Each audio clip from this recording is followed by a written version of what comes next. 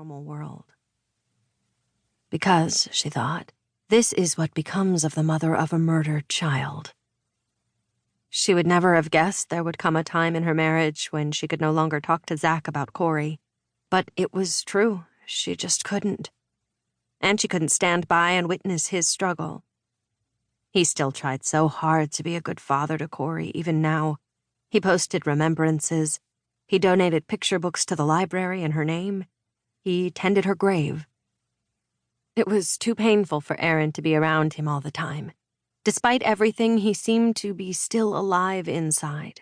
Stricken but living, able to work, able to function in a basic practical sense. She couldn't bear to see him day in and day out, wearing his sorrow like a wool sweater, forcing himself to carry on with the meaningless trivialities of day-to-day life, trying to be the husband she needed. She didn't welcome his attempts to console her, and she wouldn't listen to anything he had to say. So he'd agreed to live away from her for a while. For the last few months, he'd been staying at his brother's house. Dan and his fiancée Maggie lived in nearby Nederland, and they too were hovering in a holding pattern, because how could anyone continue with their plans now? But Erin would try her hardest to make a plan for this day. The therapist who ran her grief group suggested a timeline on which she could mark her progress. "Make it round numbers if you want," Dr. Tanner had said. "As neutral as simple addition, so there's no emotional charge. Just days adding up to a milestone." 500. My God. Imagine them adding up to a turning point in the future, he'd said.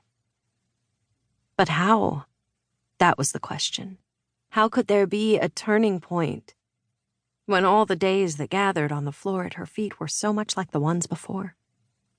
She took her phone from the pocket of her sweatpants and checked to see if it was still too early or if it was time to call Zach yet.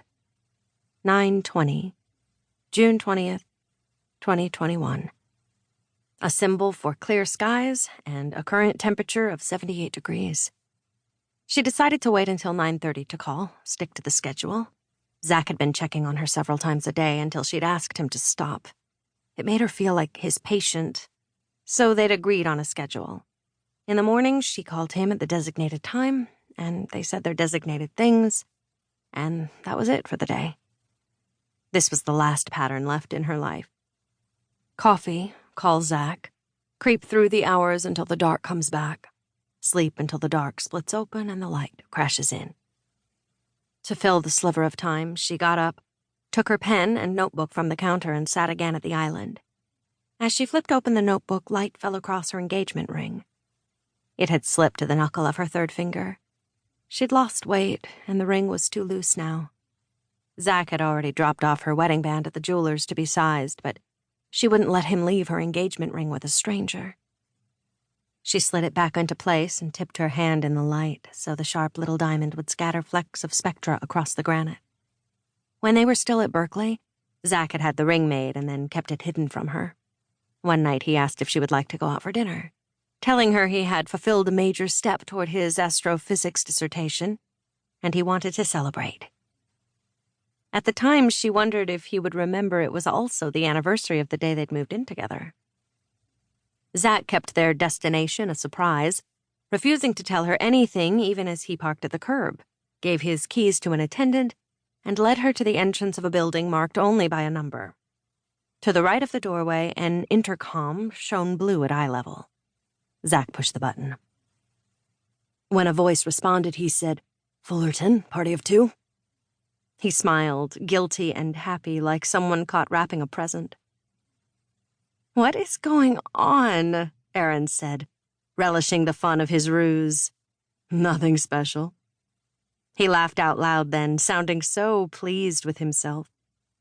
A young man in a black cotton uniform appeared and opened the door for them. The air inside smelled of something savory and of rosemary, maple, and wine. "Oh," Erin said. "I know where we are." She'd heard of the secret restaurant and the fortune it cost to experience it. She squeezed Zach's hand. "Are you out of your mind?" "Yeah, probably." He pulled her into a quick hug.